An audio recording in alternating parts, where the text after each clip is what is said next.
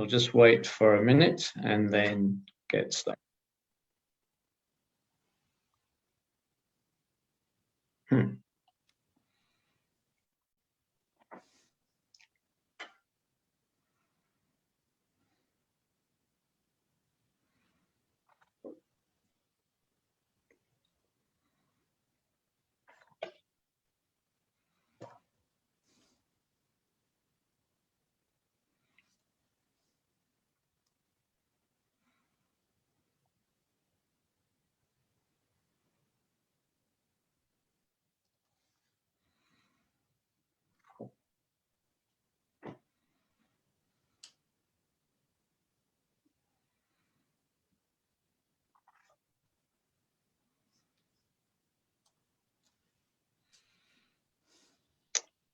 All right.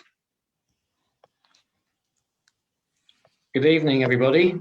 My name is John Cheney. I'm the Regional Manager for Western Australia.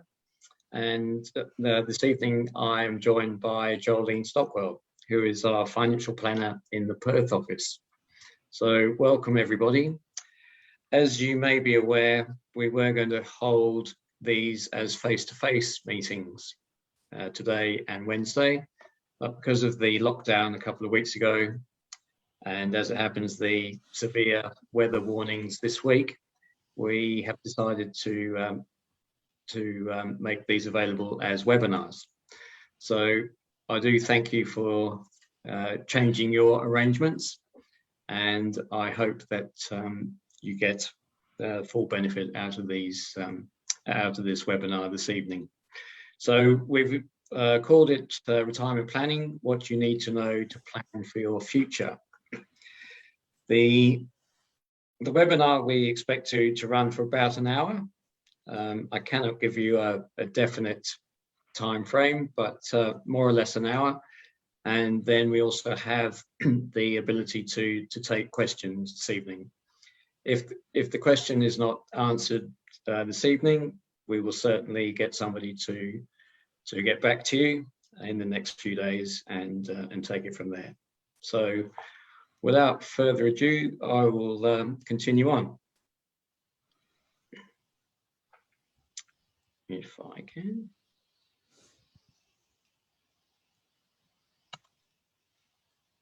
Jolene, can you? Yep.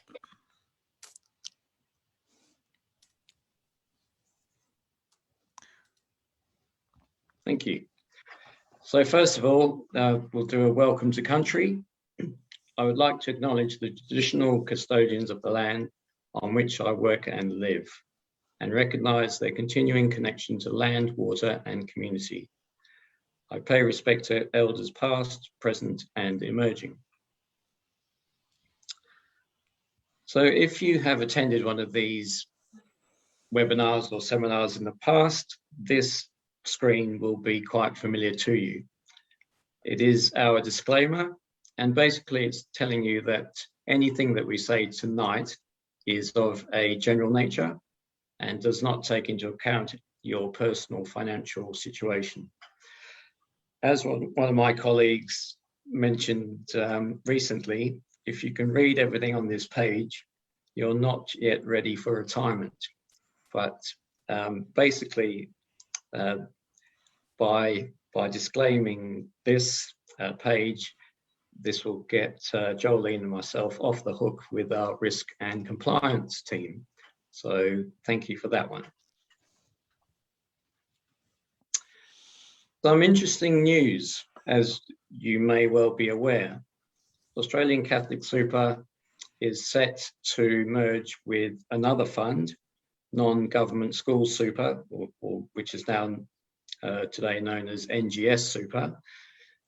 And we're at the stage of due diligence, which can take some time. And we're hoping that early in the new year, the two funds will come together. And that will be a great result for the Catholic community in the sense that both funds share the same values, and we share a lot of common goals and values, as I mentioned. And if the merged entity comes to fruition, we will have over 200,000 members in the fund and over $20 billion as funds under management. So that would be a great result for both funds in terms of providing sustainability in the future and continuing the work that we have done for over 30 years in our respective funds. So there is more information on our website. If you go to catholicsuper.com.au/merger, and over the coming weeks and months, we will send you more information as it comes to hand. But we're all very excited about this merger and just waiting for the green light to come up for us to proceed with that. So thank you for that. So retirement planning and setting goals for our retirement. Each and every one of you in this webinar, I'm sure, has different ideas, different aspirations in terms of what you're looking for in your retirement. On this list, you can see a few things which currently are probably not available to people recently retired. So, for example, I'm not sure that many people would want to get onto a cruise ship at the moment. And unfortunately, not many people can travel far from where they live. Obviously, we hope that will change in the near future, but that's completely out of our hands. And I do want to send my best wishes to anybody who's in New South Wales this evening and on this webinar. We are all thinking of you and hope that things improve very, very soon. So there's a lot of things there which we can look forward to. And I'll now hand over to Jolene, who will tell us how much we need to have for our retirement. Thank you, Jolene. Good evening, everybody. Thank you for joining us, especially if you're in Perth and surrounds, because the second wave of the storm appears to be rolling itself through. So thank you for joining us. Now, these standards, this evening with the retirement seminar, we are going to touch on some things around the age pension, but we do have age pension and Centrelink specific seminars and webinars throughout the year as well. So if you're looking for a more in-depth view on those areas, please go onto our website on a semi-regular basis to check out those as they come up. With these lifestyles, everybody that I speak to about them says, how much do I need? And the question is, well, what do you do? So going back to what John was saying about retirement being different for everybody, this is a guidepost to help you see where you sit. So obviously, if you're only on the age pension, then things are going to be a wee bit tight. Modest, you've got a little bit more flexibility, and comfortable is exactly that. But to have a look at that and see where you sit, it's worth understanding a bit more about what's underneath those details. Okay, so if you're on the age pension, you might be looking at really short day trips. You'll be picking and choosing which really cost-effective ways you can eat out. Local clubs, inexpensive takeaways, and it won't be a regular thing. When the rego comes due, when your license comes due, it will be a wee bit tight, is the best way of putting it. So then you go up to a modest retirement and things get a little bit more flexible. The best way of thinking about this is that if things break down, then yes, you can afford to repair them. You may not be able to afford to replace them. Okay, so that might mean a bit more making do or saving up a little bit longer. Whereas when you're in that comfortable zone, then you've got the flexibility to deal with things as they arise. You've got your private health. You can continue to be quite social and go out. I had a Very good question today, actually. Someone said to me, oh, okay, so it includes an annual holiday. Are we talking Bali or are we talking ... I said, well, that's where everyone's individual situation comes in. One annual holiday in Australia, someone might say, well, you know what, I can take 2 holidays if I go somewhere cheaper. And somebody else might say, well, actually, that's not quite enough because I've got family that live further afield, so I've got to travel a lot further. So that gives you a bit of a description of what do those lifestyles mean. So just going back to the figures briefly, comfortable for a single, you need 44, 62.5 for a couple. Modest is around 28. For a couple, it's just shy of 41, and then you have the full age pension. So when you're looking at, well, where do I get that from? Then you're looking at things all together.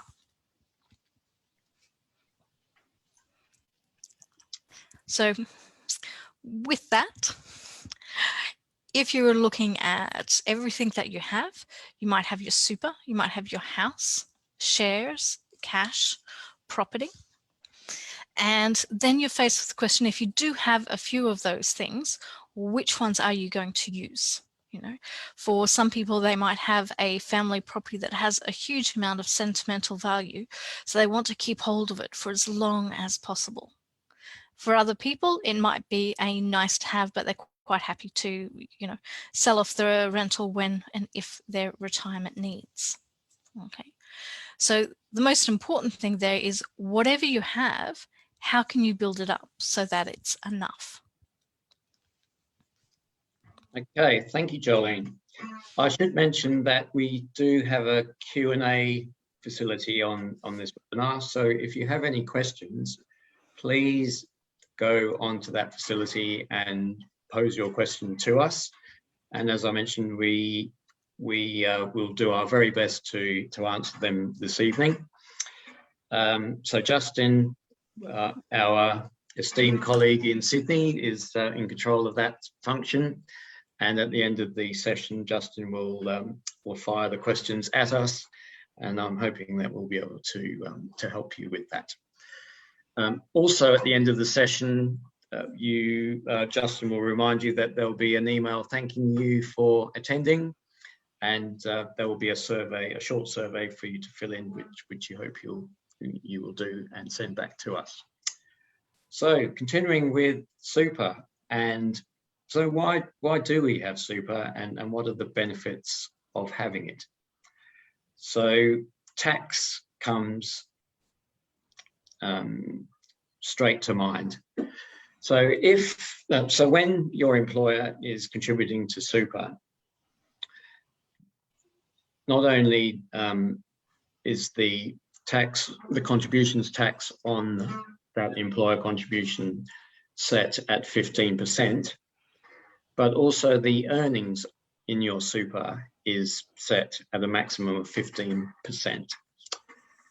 If you compare that with other investments outside of super, you can see that there is quite a difference, and superannuation becomes very tax effective. If we move on to transition to retirement, sorry, Jolene, transition to retirement pensions, the tax is the same, so 15% on any earnings, but then it becomes more interesting and even more attractive if you go to an account-based pension, because at that stage, the tax on any earnings is 0. So once again, if you compare that with any other investment out there, that is an extremely exciting and attractive proposition. Thank you. All right, so when can you actually access your super, and what are the tax implications on those? So currently, if somebody is age 58, they can actually tell their employer that they want to retire and have access to their superannuation. Now, this is only a small window, because anybody who has born after the 1st of July 1964, the age that people can start to access their super will increase to age 60. So, as I mentioned, there are a number of people who may be in that 58 to 59 age bracket who are considering retiring, and in fact they can do that. They should take into account that there could be some tax implications, because age 60 is the golden age in terms of taxation attractions. So just be aware that if you are under age 60 and thinking of retiring, that there could be a small amount of tax to pay. So from age 60, things become more exciting, and not only can you access super through what's known as transition to retirement account, which Jolene will talk about in more detail shortly, but also if you do retire, you have access to either a lump sum in super, or converting some or all of your super into an allocated pension. And as I said, Jolene will talk about that and go into more detail. And then from age 65, things really do become more attractive and flexible in terms of what you can access. Basically, from age 65, whether you're working or not, you can have full access to your super. And as we saw on the previous slide, the tax on the earnings, if it's in an account-based pension, is 0. And if you take it as a lump sum, there is no PAYG tax to pay on that lump sum. So those are the 3 age brackets which currently affect us. So if we go back a step and think about how do we fund our retirement, if you're still working, there will be a number of ways that that contributions are being added to your super account. And one way which you can add to your super if you're working is through what's known as salary sacrifice or pre-tax contributions.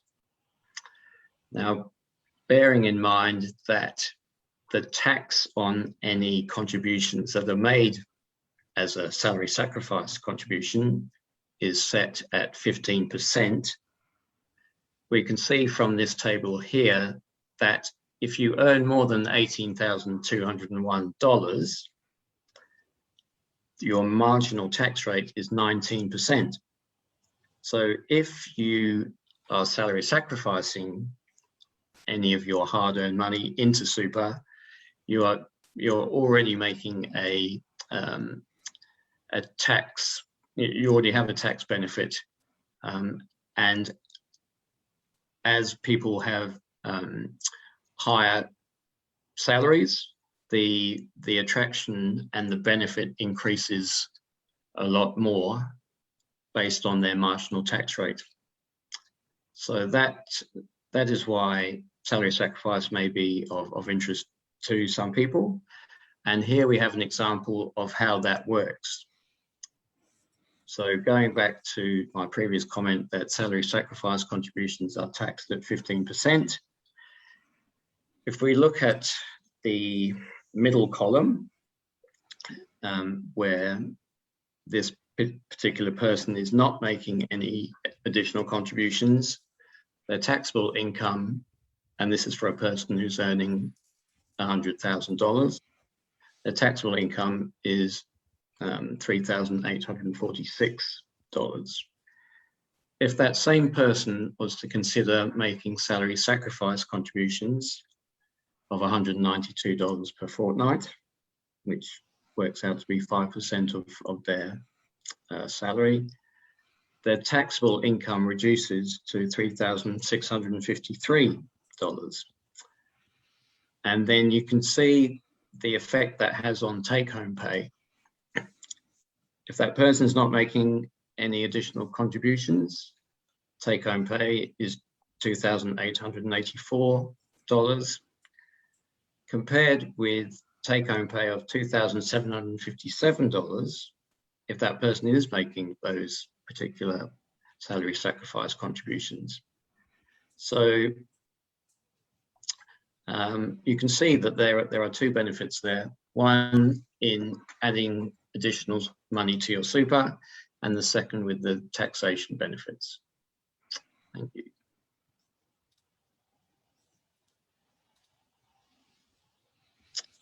So, what are the limits to these contributions that you can make? So, unfortunately, superannuation has a lot of jargon in it, and our job is to try and make that simple for you. So, first of all, I'm going to talk about concessional contributions and their limits. So, concessional contributions include any employer contributions, which could be salary superannuation guarantee contributions, any salary sacrifice contributions, which I just mentioned. Your employer may or may not be paying additional employer contributions. And the last one there is the personal deductible contribution, which is something fairly recent in superannuation. And we'll talk about that a little bit more shortly. So up until the 30th of June this year, the concessional contribution cap was $25,000. This has now changed from the 1st of July to $27,500 for the next 12 months. And as I said previously, the contributions tax for that money is 15%. Now, an interesting development with concessional contributions, sorry if you could just go back, Jolly, is that for the last couple of years, you can actually catch up on any unused concessional contributions which you may not have made. So, simple example, if somebody had made concessional contributions of $20,000 last year, they can now put in more than the $27,500 for this particular financial year and to catch up. And there may have been even more of a amount that they had not contributed the previous financial year. So a good way to check this is to go onto the MyGov website, because that will tell you what your deductible, your concessional contributions have been. And if you need further advice, then we can help you with that. But the as I said, the concessional contribution limits have increased for this year. And I should also mention that the employer limit or contribution has gone from 9.5% to 10% from the 1st of July. So that may also require some further adjustments in your thinking as to how much you can put in for this financial year. So that was concessional contributions. I'm now going to mention or talk about non-concessional contributions, which in English is really after-tax contributions or personal contributions. So the limits for this have also increased from the 1st of July, from $100,000 to $110,000 for the financial year. So if you are under the age of 67, not only can you make that if you have this sort of money available. Not only can you do that for 1 year, but also for a 3-year time period. So basically what that means is that if you're eligible, you could, in effect, contribute $330,000 of after-tax contributions for this financial year and not make any more after-tax contributions for the next 2 years. Where it becomes interesting is in that middle bracket, between the ages of 67 and 74. Previously, you had to satisfy what's known as a work test, which means that you would have to demonstrate, if asked, that you had worked 40 hours in a 30-day period in that particular financial year. Now, I understand that that has now changed. In the process, John, so... In the process? Yeah, it's been proposed with the May budget to begin from 1 July 2022. We are still kind of waiting on it being finalised, but it does look very, very likely. Great. Okay. So that may be of some interest to some of our members, and if you need some financial advice on that, then we're more than happy to help with that. And then, unfortunately, from age 75 and over, no further contributions are allowed into super. So those are the limits and the age brackets. I will also very briefly talk about other ways which you can contribute to super. Downsizer contributions. Now, this was introduced a couple of years ago, and basically it means that if you, well, prior to 30th of June this year, if you are age 65 and over, you had lived in your principal residence for over 10 years, if you were to sell that residence within 90 days of doing that, you could contribute up to $300,000 into your super. So if you have a partner, that effectively means that up to $600,000 could be contributed to your super. And this is in addition to the non-concessional limits, which I showed you on the previous slide. So one of the changes in the budget is that age limit of 65 has been changed, has been reduced to age 60. So that may also be of some interest to some members. And if you need further advice on that, we can help. Spouse contributions, this has been around for some time. And the way it works is that if one spouse is earning more than the other spouse, a contribution could be made into the other spouse's superannuation account.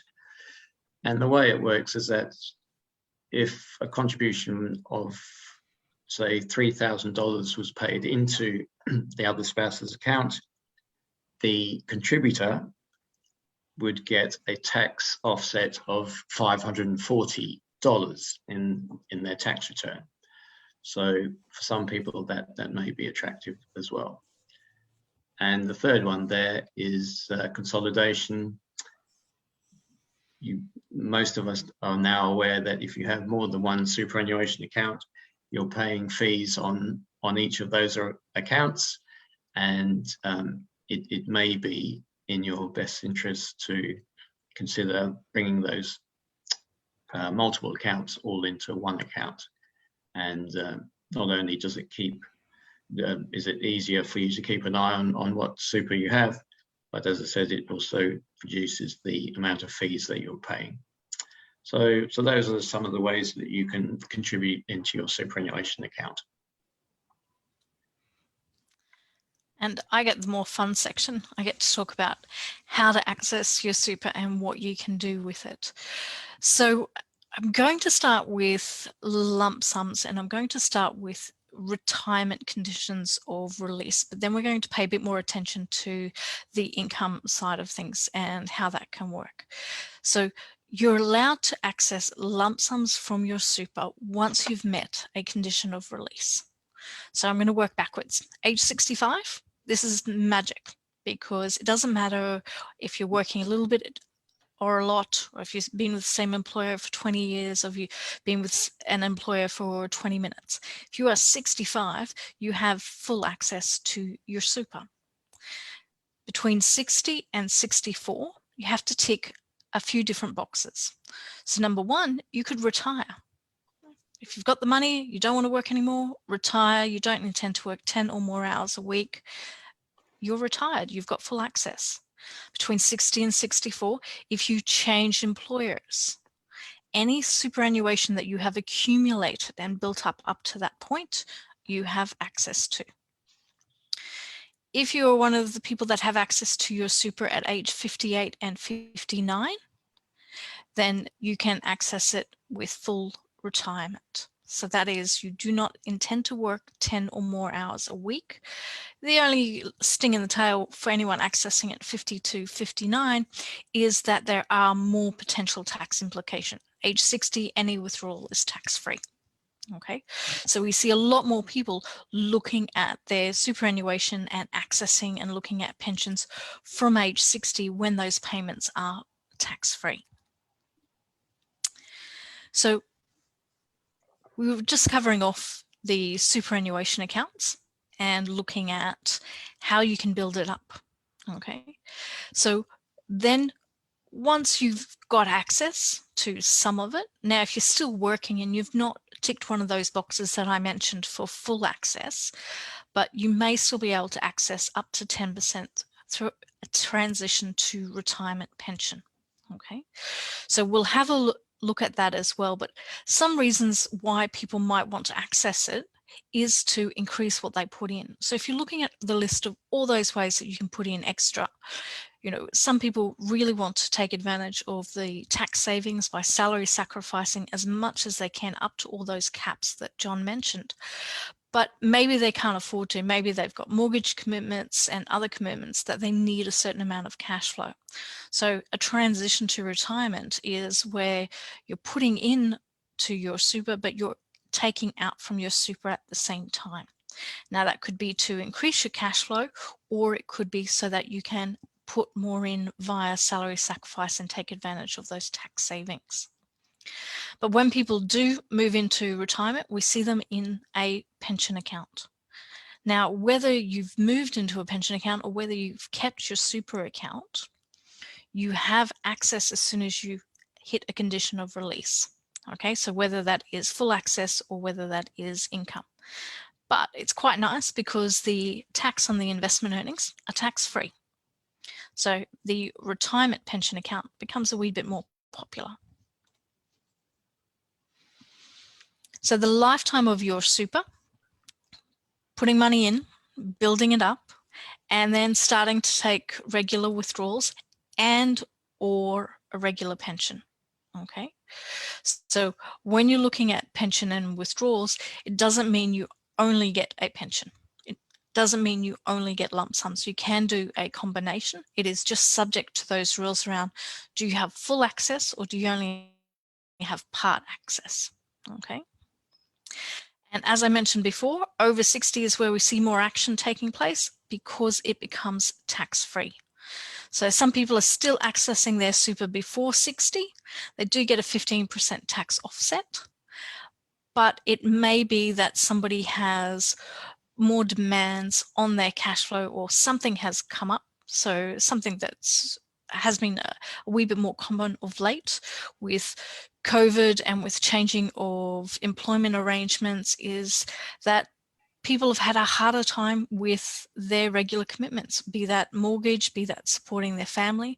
So in the short term, they may be weighing up and saying, well, yeah, I'm going to pay some tax if I withdraw the money. I'm 59, I've got access, but it's a short-term thing. It's something that I've just got to do. Okay, so there's a lot of reasons why, but we see a lot more action post 60 because people like it when it's tax-free. None of us like giving the ATO more than what they already get. All right. So when you're moving into the pension stage, we have retire choice and retire smart. Retire choice means that you are choosing where is your money invested. Okay, so you've got everything from our mixed options. So shares is a mix of international and Australian shares. You've also got growth, conservative balanced, capital stable. So these are the ones that are already pre-designed to have a certain amount or a certain target in shares, a certain target in cash, a certain target in property. And depending on someone's focus, whether they're focused on growth, therefore they have more shares, or whether they want something that is more cautious, capital stable, or whether they want to take a stronger stance on environmental and socially responsible issues, so they want that particular option. You can also combine and look at single asset options where you say, you know what, love property. Property is my bee's knees. I just want my super invested in property. Or somebody could say, you know what, I just want it in cash. Used to see a lot more people liking cash than right now. Everybody's aware that the bank interest isn't doing much for us, so it's not as popular as it once was. But the main thing is retire choice. You have a choice over where the money is invested, but also if you choose two or more options, you can choose which option to pay out your pension from. Retire Smart is a more structured product. So this is good for people who have at least a medium tolerance for some up and down swings with their investment option. And it's very much set and forget. So it's going to do its job in the background for you. You don't choose which investment option. You don't choose where your payments are coming from. So you have a mix of growth and cash, and money moves between those growth assets into the cash pool where your pension payments are taken from. Now, if it happens to be an absolute cracker of a year, or where we've seen the last 12 months, maybe there is more distributions than normal. Those can be reinvested as well.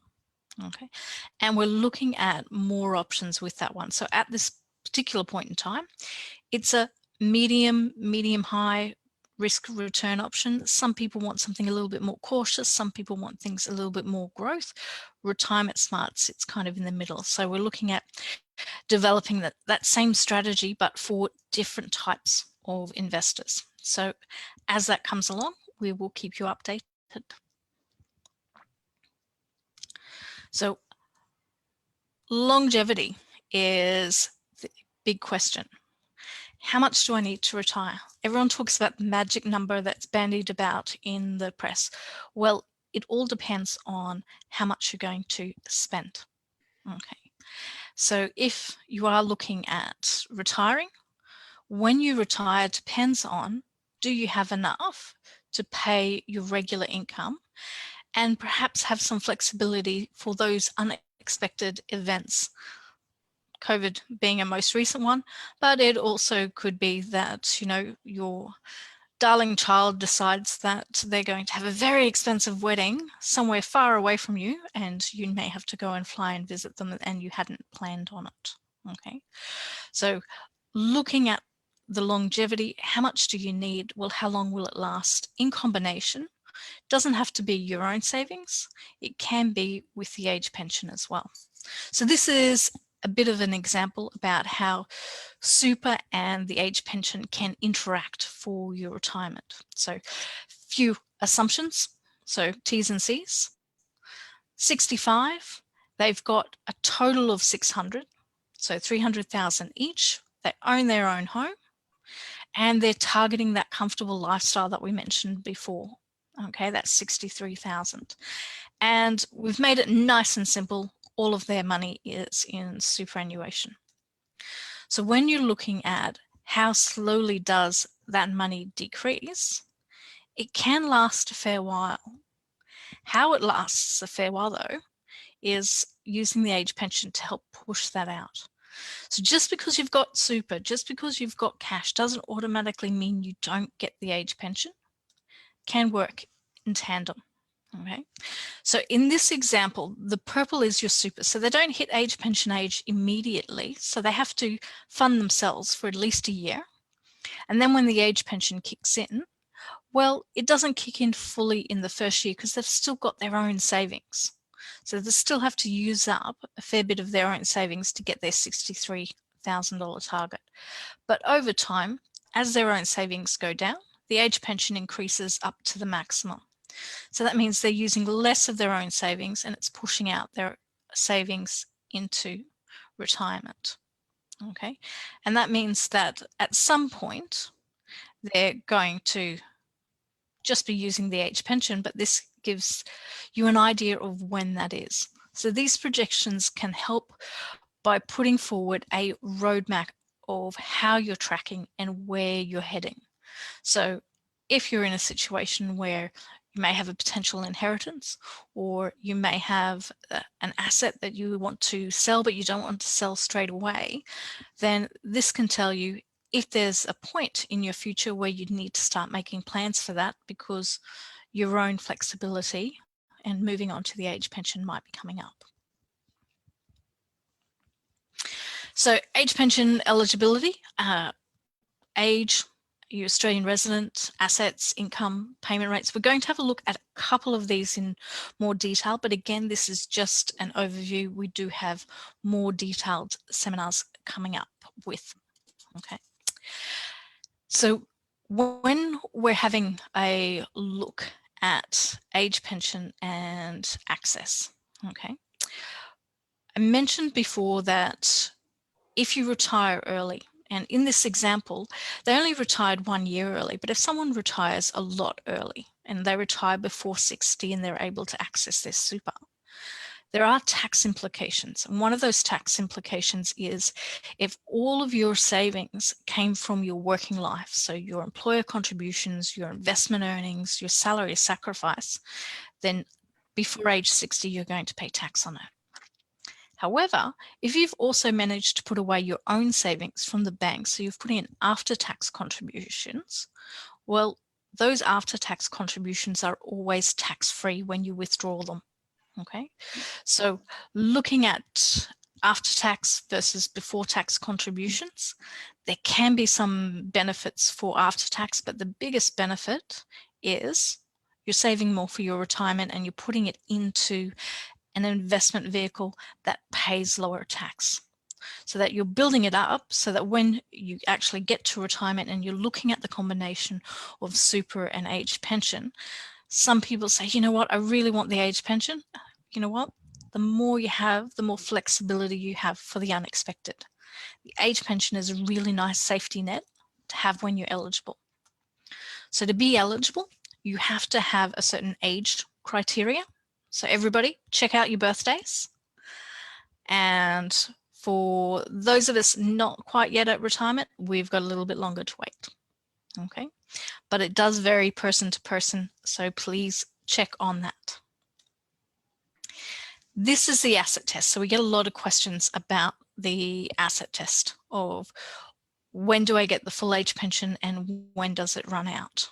Okay, and this is where your situation will change over time, because you might start out in the orange where you're not getting the age pension, but then you could trick into a part pension and get the discount card, which is very, very popular.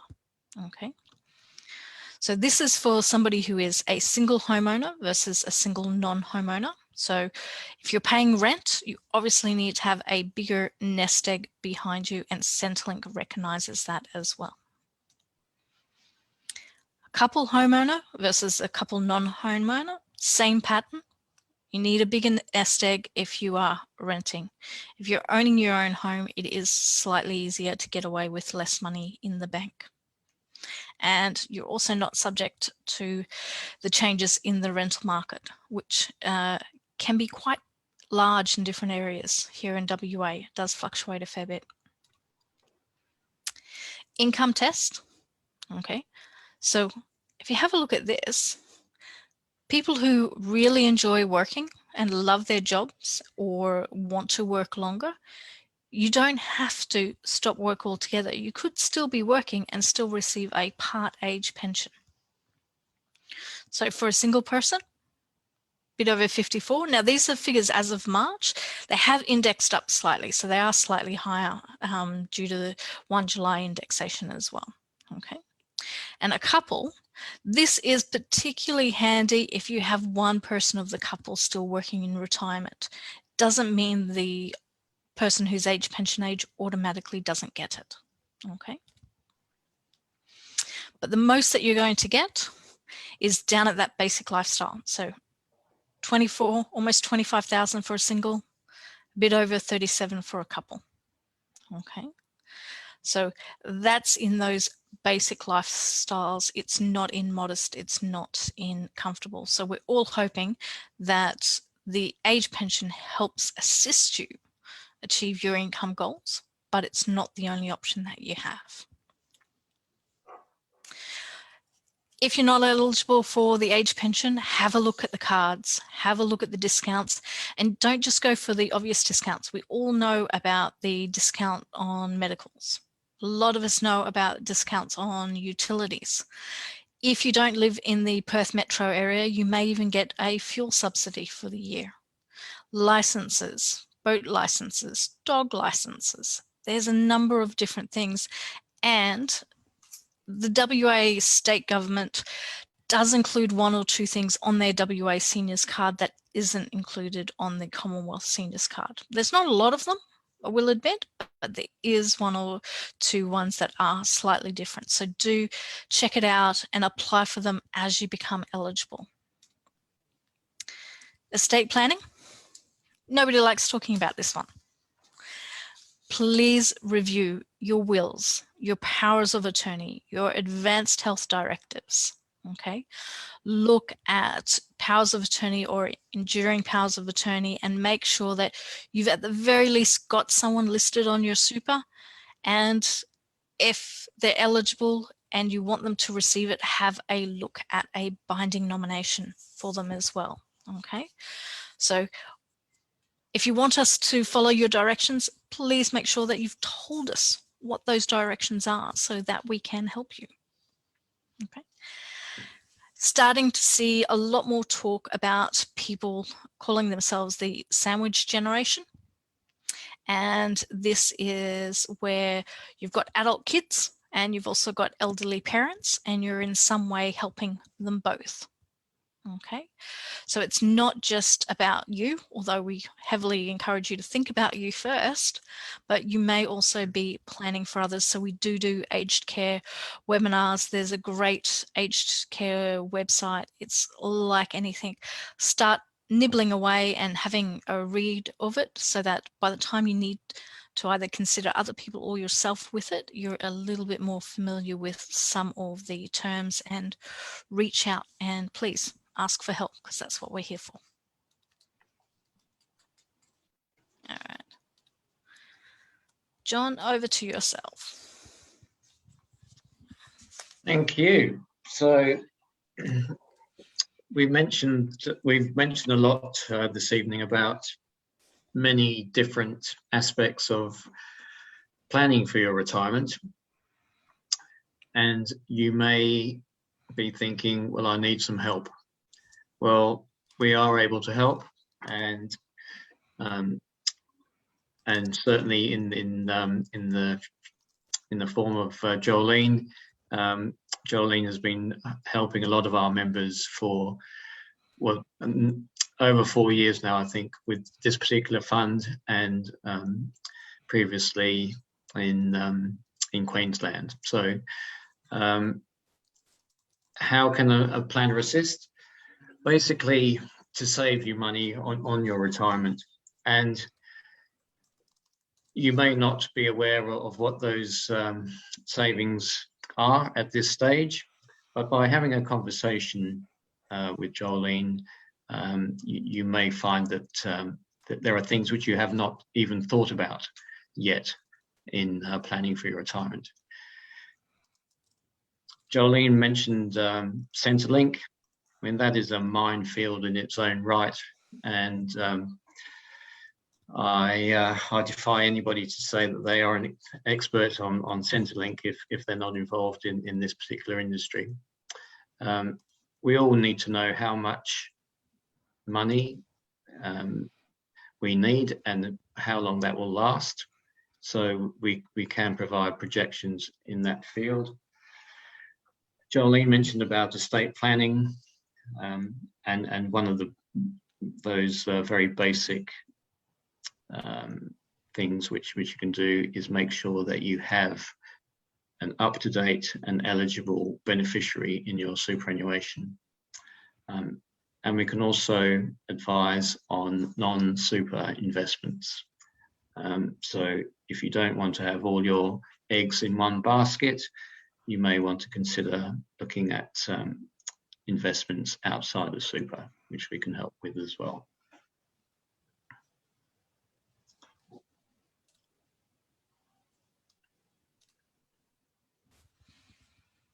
Okay, Jolene, you're probably best suited to Yes. answer this one. I was actually having some great conversations with people today about tangible versus intangible benefits. So your tangible benefits, this is your money savers, this is your tax savings, this is increasing potentially your Centrelink benefits, this is being able to pay down mortgages faster, this is where you're saving money and you're building up your retirement savings. So, you know, there's an easy dollar advantage that you can see with it. There's a lot that we do around the intangible, around helping people understand what their options are in retirement and helping them plot that path forward. So it's not us telling you what your retirement should be, or you know, you should be using your cash, or you should be using your super, or you should be using that family property. It's about helping you understand that, you know what, if you're using up your cash, if you're using up your super, then this is the outcome that you're going to have. If you don't want to use up the family property, then, you know, that's something that could be really meaningful for you and your family and you don't want to. Well, okay, then not doing that, this is what your future looks like. So that intangible benefit of having a roadmap so that you can see what options you have in front of you, so that you can decide which of those options is actually the one you want, the one that it suits you and your family going into retirement, understanding the pros and cons of all those options. Sometimes it just helps really narrow down which one you want. So those are the things that we're working on with people. We want to help you save your money. We want to help you build up your retirement savings so that your retirement is as comfortable as possible. But we also want you to know what options you've got, so that when you're making those choices about what is on your bucket list, what you want to achieve, you know where you sit, you know the projected outcomes of those decisions, so that you make the choice that you are most comfortable with for yourself. Oops. Okay, so we as a fund offer 3 types of advice. The most basic is general advice. So when I go out to the schools and colleges and talk to staff members, I am able to provide them with what's known as general advice.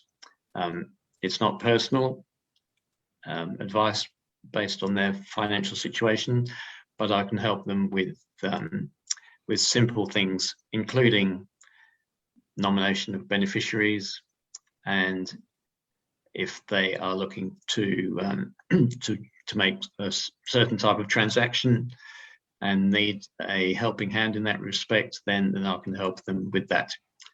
And that can also be done not only in the schools and colleges, but also in our Double View office, which is where we've been ensconced for the last 10 years or so.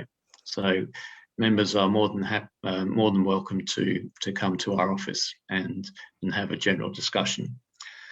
The second offering which we have is called over the phone advice. and this has become more popular over the last few years. So what it means is that if a member wants information on a particular topic, for example, member investment choice or insurance within the superannuation fund, or the different types of contributions that they can make to the super fund, then this advice can be provided to them over the phone. And it's as simple as making an appointment, either directly to the fund, and we'll give you the contact details at the end, or through myself, and I can arrange that for you. It costs you nothing other than your time, and you will receive a written statement of advice. So that will help you in making any decisions if you want to proceed with the advice which is given to you. And the third one is what we've been talking about just now, comprehensive advice. So Jolene is available in the office to sit down with you and go through your whole situation. It is a holistic approach, so it may not just be regarding your superannuation account. It could be about your whole financial situation. The process for that is to make an appointment, and the first meeting is basically a get-to-know session. So Jolene and yourself would sit down and go through your budget, which we ask from you before the appointment, and then based on the conversation, Jolene would be able to work out if there's any areas which she could provide advice for you. And if there's no areas or nothing which needs attention, then that's the end of the conversation. But Jolene has been flat strapped for the last, what is it now, 8 or 9 months since Rob moved on. So time is precious, and particularly in the school holidays, it has been quite a struggle to meet demand. But that's how the comprehensive advice channel works. If school holidays are best for you, I've got vacancies in the September school holidays. Right. Yeah. Okay. So those are our advice offerings. Now, in addition to this session this evening, we have other webinars which we can offer you. More recently, there's been a quarterly investment webinar, which has become extremely popular and is run by our Chief Investment Officer, Michael Block. And there's a lot of interesting information coming out of that. And as we all know, the last 12, 18 months have been particularly volatile. And as I say, there's a lot of information there to keep us informed. Centrelink, we actually do have a webinar solely to do with Centrelink. So if you're in that particular space or age bracket and you're looking for advice or information, I should say, in a webinar, then we're able to produce that. And Jolene also mentioned about the aged care offerings, and there's a lot of information which we are able to give you, and those webinars have now become very popular as well. So look out for those on our website, and if you want to participate and attend one of those, please register in the same fashion as you have today. We're almost at the end of our session. After this slide, Justin will jump in and pose a few questions which some of you have been asking. So if you do have a question, you have a limited amount of time to do that.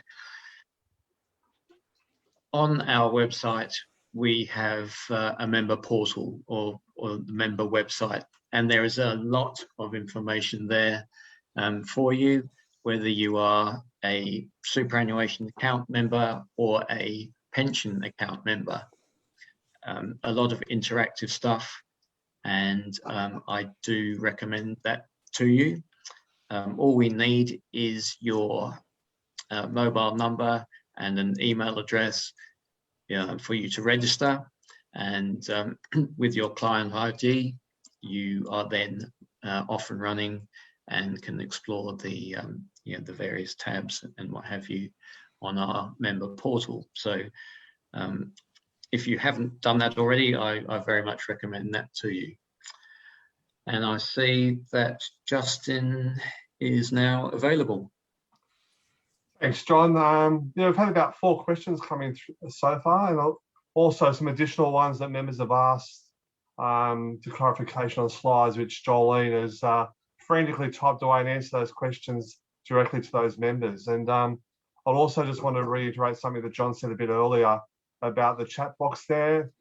I've put through the link if anybody wants to make an appointment to see Jolene or the limited advisor team, or for John to reach back to you. And I can see here on my emails I get those, and one person's already completed that already for a limited advice. So if you do want some more information, please click that link. And also, as John said, I'll be sending out a survey later on this evening for you. So the first question that we had is, I am 65 and plan to continue working until I'm 70. Is it worthwhile investigating a TTR, or transition to retirement allocated pension? So I'll hand that one to Jolene to ask, please. It can be beneficial. The main benefits, if you're looking, depends on your goals. If you're looking to transition to retirement to help boost your savings, then it's a question of, are you already putting in your concessional contributions up to that 27,500 cap? Okay, so if you're already contributing as much as you can, then you don't need an extra help to put in. But if because of your commitments, you're only putting in, let's say, 15,000, and you've got that gap that you could increase to, then a transition to retirement can help provide you with the income while boosting up your pre-tax contributions. Okay, so accessing those tax savings is one benefit of the transition to retirement. The other benefit is simply if people want additional income, maybe they want to reduce their hours but keep their pay the same. So it depends on the goals. If there's a goal for increase in income, if there's a goal for maintaining income on reduced hours or accessing those tax savings, and those are kind of the typical trigger points where we say, yes, TTR can assist people with that. Great, thanks, Jolene. And I guess probably one other thing just to note for that particular member, because he's over 65, it's really just a normal allocated pension, really, isn't it? Because TTR cuts out on your 65th birthday. Exactly, yeah. And sorry. No, and sorry, Colleen. I was just going to say, and those normal account-based pensions with tax-free earnings, they're lovely once you get them. Definitely, definitely. The next question I'm going to direct to you, John. So this one is, for non-concessional contributions to super, what is the tax rate applicable, that is, on input, not earnings? Sorry, can you repeat that again? Yeah, so for non-concessional contributions to super, what is the tax rate applicable, that is, on input, not earnings?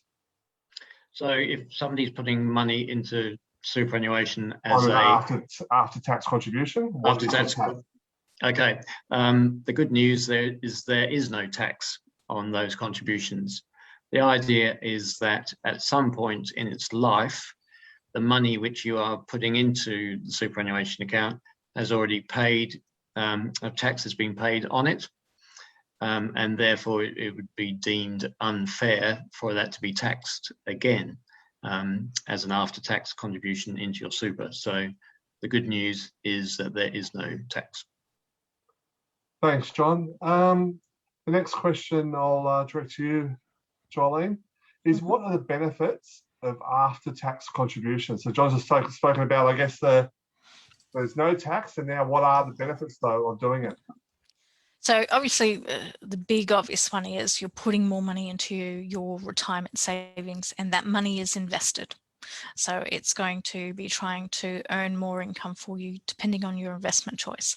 But there are a couple of side benefits. So one of those I mentioned before is that if by chance you're accessing money before age 60, then those after-tax contributions, you can access them tax-free, whereas your other contributions, there's tax implications. Also, there's potential benefits if your beneficiaries are not your spouse or dependent children. So within super, there is people that you can nominate as a binding beneficiary, such as adult children, but they're not a tax beneficiary. So they still face a little bit of tax should they inherit directly from super. And if you have a pool of those after-tax contributions, then that pool, your beneficiaries access tax-free down the road. So the big benefit, more money in super, and a couple of side potential benefits is that because it's money that goes in tax-free, it always goes out tax-free to whoever it's paid to. Great, thanks, Jolene. So the next question is to you again, Jolene. Is I'm 58, just take a payoff or a payout, I presume, from workers' comp on condition that I resign. What would appreciate some advice? The 58, 59-year-old plan seems interesting. I guess it's really going to be coming in and chat with you, Jolene, and have an actual proper plan done. It's really hard probably in this type of forum to give advice. So do you have any general comments?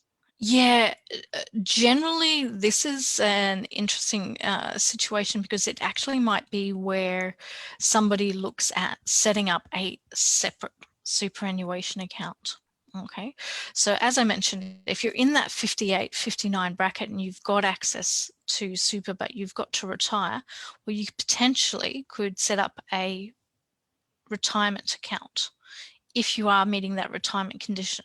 But if you're still intending to work, then it might be that you're actually looking at that money and you're thinking of investments outside of super.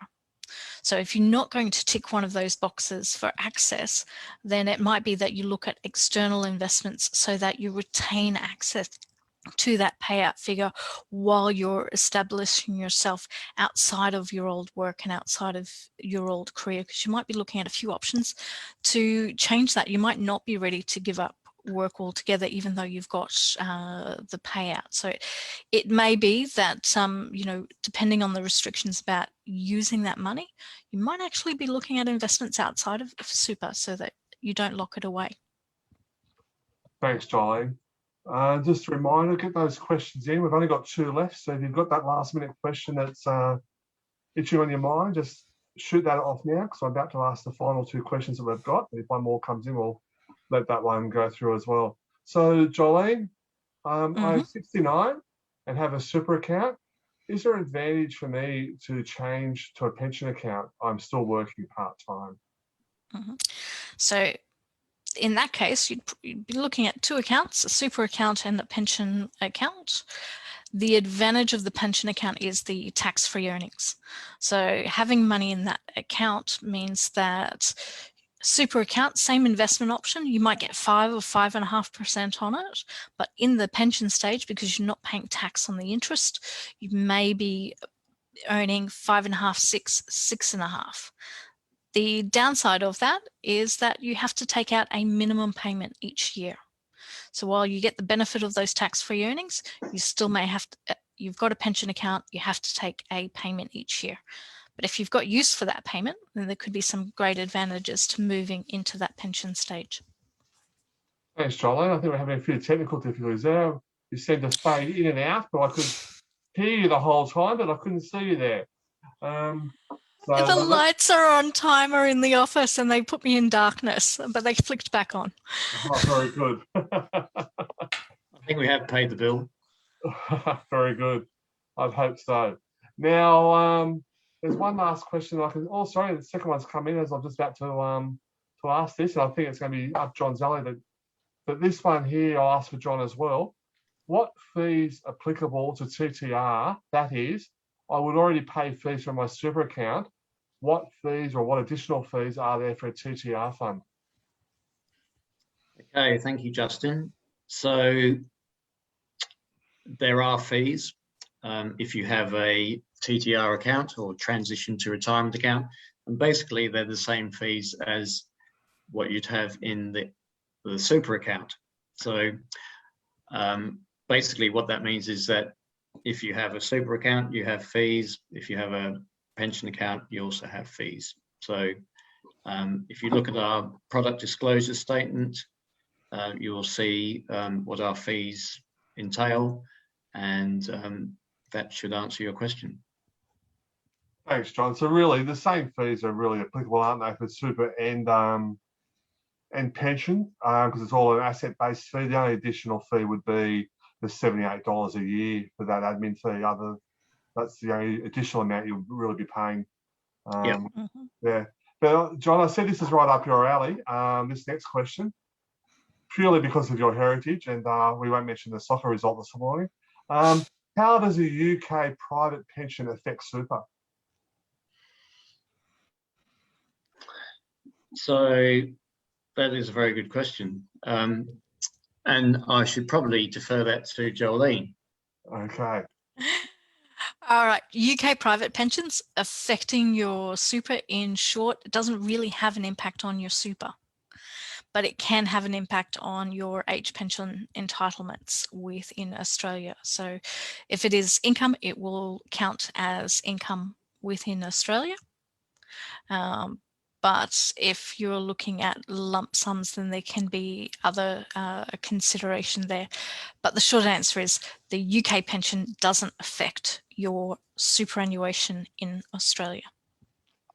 Thanks, Jolene. And the last question that we've got here, and we'll close this off as the lucky last.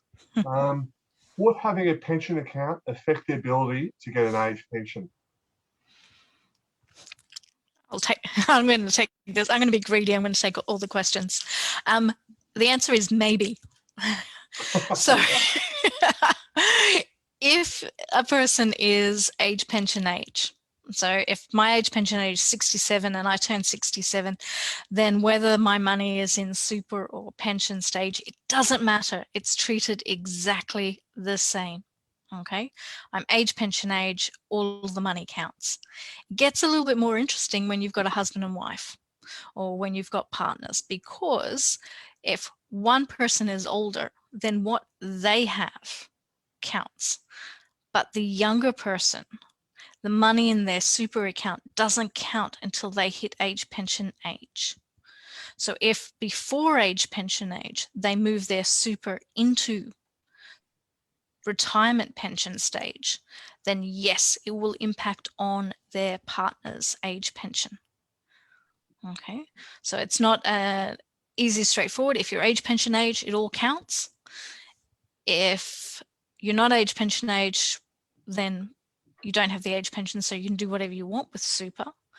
Where it gets a little bit more nifty is when you're looking at a couple where one person is age pension age and the other person isn't. Because if the person that is not age pension age starts a super pension, it will have an impact on the older person's age pension.